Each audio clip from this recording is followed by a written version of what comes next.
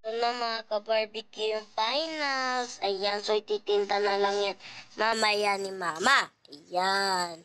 Tapos ito yung mga ipangsasahog niya sa suka. Ayan. Tapos palamig, tsaka siopaw. Ayan.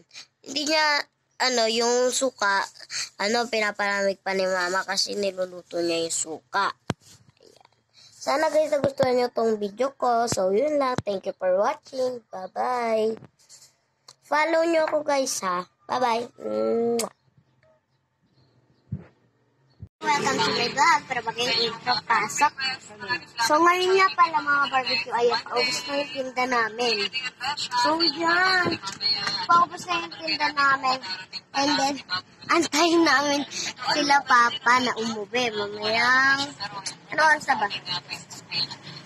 Gagagaling ko lang nga pala ngayon sa school. Gagagaling ko lang sa school.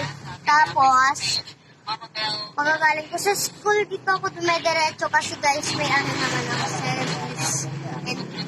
service. Pero pinabayaran ni Mama.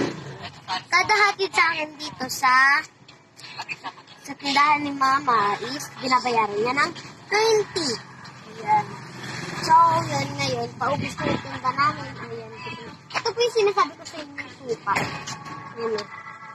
Yan yung suka. Niluluto pa yan ni Mama. Tapos,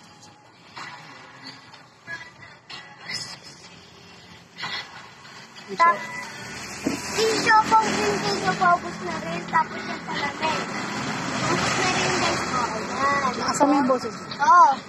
Ito paubos na rin guys. Taka to. Siopaw. Ayun. Ayan yung mga tinda namin. Di ba naubos yung hotdog? Sabi ko sa inyo, naubos yan eh. Naubos yung hotdog guys. So tatlo na lang. Diba? Yung isaw, marami pa. Tsaka itong dugo. Yun po, yun ng yun. Ang tag dito. Ulo. Tsaka itong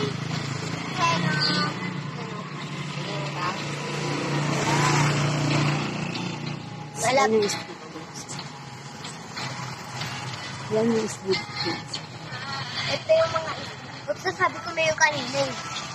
Ayan, ito yung mga street foods. Pero sasabihin ko ulit. Ayan, ito yung mga street foods na